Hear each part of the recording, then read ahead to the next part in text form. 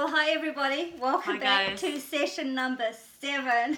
Yeah. So this is pretty exciting with session number 7. So tonight we're going to just do part 1 and part 2. So part 1 will be Jules. Jules' evidential connection, and then she'll sit in the power. And then part 2 is Jen's reveal and debrief. And so I just want to say for beginners, like any beginner mediums out there, or even intermediate or advanced, if you want to stay tuned with us, and at the end of this video I'm going to give out another name, and if you want to try to connect with that person as well, and then when we come back on number 8, it'll be a reveal of that person. So this is an exercise that I want to share with everybody after Jules has done 1, 2, and 3, so everybody has an idea of what's going on, okay? So we'll do that. And also, when you do that, if you want to contact me, it's thekiwimedium@gmail.com, and then I will answer you your questions if you have any about the next person that we're going to reveal. All right. So I think I'm through with this. I'll just put it over to Jules now, and she can start with sitting in the power with Jessie and what happened. Okay, so this one was a little bit harder. Normally when I go home I get information right away, and then I start writing it down, and then I'll kind of let it go. I'll usually kind of have the majority of what I bring to you, usually within the first 2 days of you giving me the name.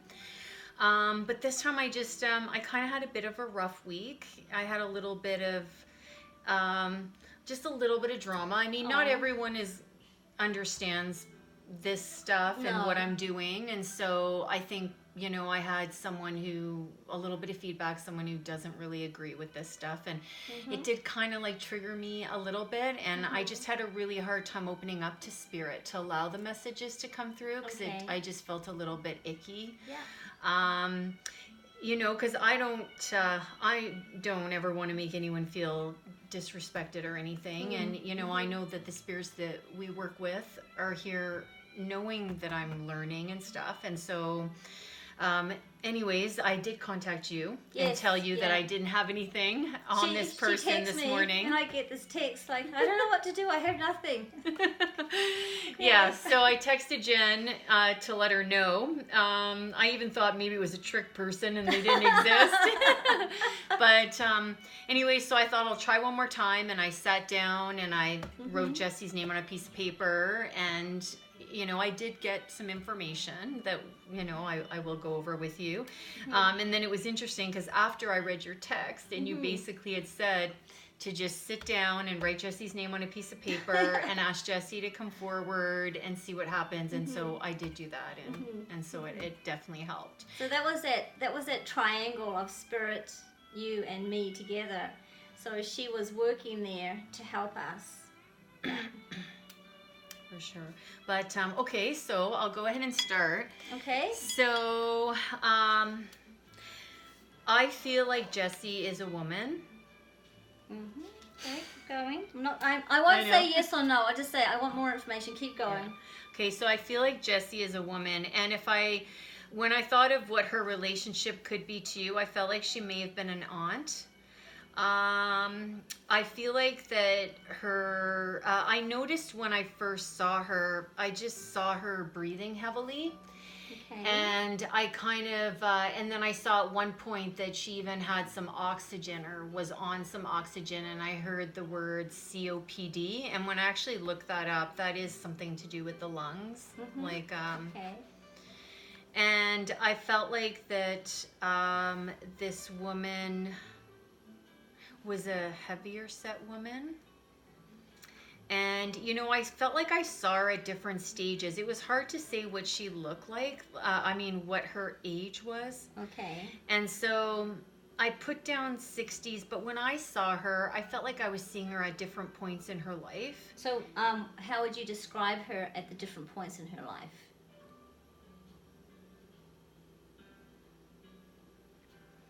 Well, it was I'm trying to think of how to word this. I just saw her living, I guess. I don't know how to describe it. Like, I felt like this person lived alone. I felt like that she liked to read magazines. And I feel like she was like a friendly, kind woman, but I heard someone say you couldn't really say anything bad about her. She did often keep to herself, and I felt like she was like a bit of a pack rat. And it's strange because I felt like she was like, she comes across as younger than what she is. And I even thought that she may have had like a bunch of dolls in her house. What do you mean younger than what she's younger in her way of speaking or her mannerism or her mind maybe? Okay. Oh, I just saw like a big orb in front of you. Yeah, and as far as the pack rat, like I saw her sitting in a chair with lots of pockets, and she always had like stuff stuffed in there, like just like lots of stuff. And then I saw like the dolls, so I almost thought, I don't know if she had a collection or, but it's just, I kind of felt like she was like a little bit young in a way, you know? Mm-hmm. And as far as physically, like it was a bit strange the way she looked. I had a hard time with that. Like I felt like she was wearing a wig, or her hair just had a really strange cut. Like I don't know how to explain it. It was really thick and yellow. And I saw like her makeup seemed very heavy blush. There's like really something in front of you. Every time I look at you, it's through like a fog or something. Isn't that funny? Mm-hmm. So yeah, like I felt like she had heavy blush on her face. I saw like her nails painted red, but they were really short nails, like not like long manicured nails. I know, I don't know. That's just what I saw. And then and you know, when I got the evidence that like she lived alone, I also thought like I got kind of like something opposite to that, where I heard like if she was married, it was something that happened like extremely young, and it was something that never lasted. Okay. And then, you know, I didn't think she had any children, but then I had another moment where I thought she may have had a son, but I don't know. So that, I don't know what happened there. And then I thought maybe she lived in a blue and white home, like a trailer type home or something. And that's all I got. Okay. That's a lot of information. Is it? Right? It kind of just played as, yeah, but you know what? I saw this woman. I saw her a couple times before I got the reading, so I had an inkling that Jessie was a girl, but I wasn't a female, but I wasn't sure. Okay. And then when this came to me, I recognized the hair, and so I thought, oh, this is the same person I saw a couple days ago. Oh, interesting. Yeah.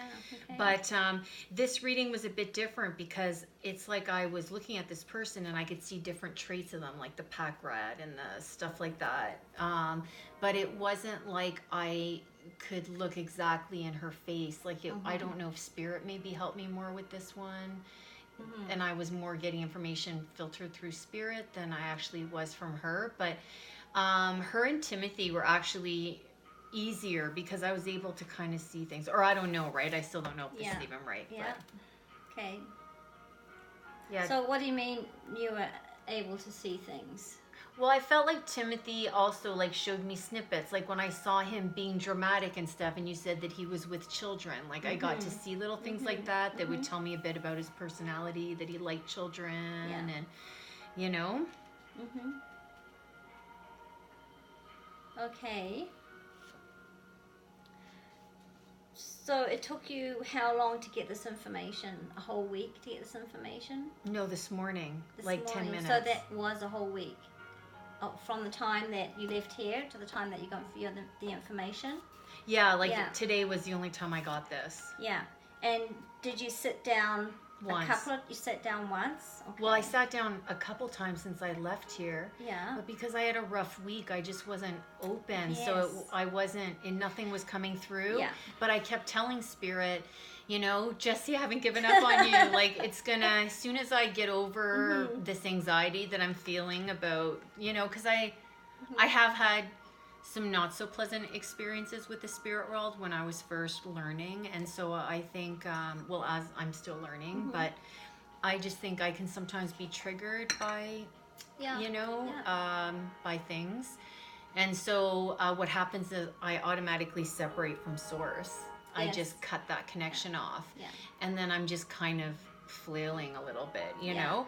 And so it just is very difficult for me to feel or even communicate with spirit in those moments. So you're blocking. So what I used to do when I was learning in that instant, I used to have a filing cabinet, and I would just take the information of the day or the information of the week that upset me, and I would put that information in a filing cabinet, and I would close the drawer. Sometimes I'd even lock it and want to throw the key away, so that information is there. So now I'm clear to sit with spirit in the path of spirit. So it's, it's just like doing it in your mind, and even doing those exercises in your mind, it helps to clear your mind, okay? There's other... I watched Esther Hicks.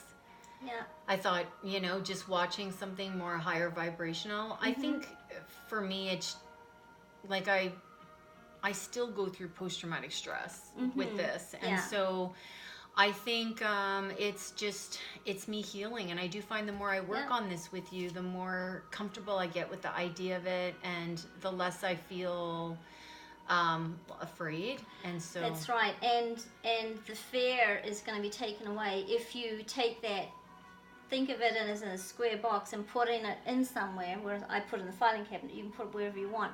So take those thoughts or that negative energy and move it away or move it aside.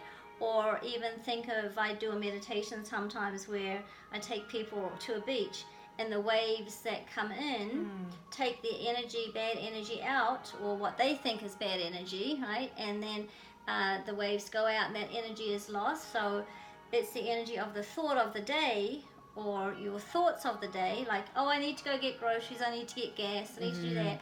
That needs to be cleared. So that'll happen if you take that away like that. Just find something for yourself. Okay, so now I'm going to get Jules to sit for a few minutes in the power of spirit, and then I'll come back, and then she can give me what else she's received from spirit, from Jessie, and then we'll do the debrief, and that'll be our part 2, okay?